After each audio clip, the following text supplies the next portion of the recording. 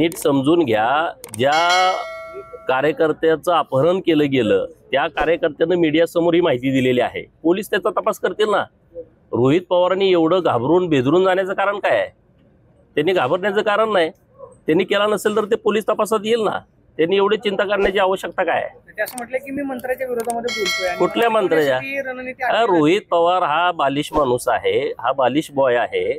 त्यांना वाटतं की मी काहीतरी बोलतोय आणि म्हणजे महाराष्ट्रामध्ये वातावरण होतंय, हा त्यांचा गोड गैरसमज आहे।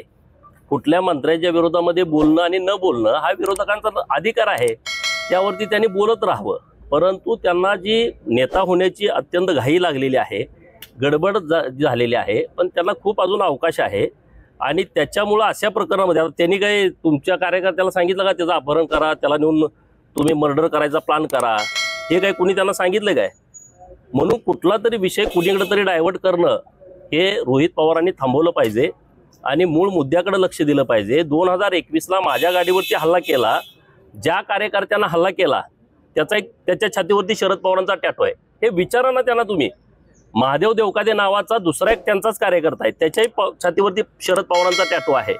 तो महादेव देवकाते मला येऊन भेटला आणि मला काय म्हणतोय की रोहित पवारांनी तुमच्या गाडीवरती दगड टाकायला सांगितलं होतं। हे साधं सोपं एवढं प्रकरण आहे ना, परत या विषयावरती कशाला हे करताय?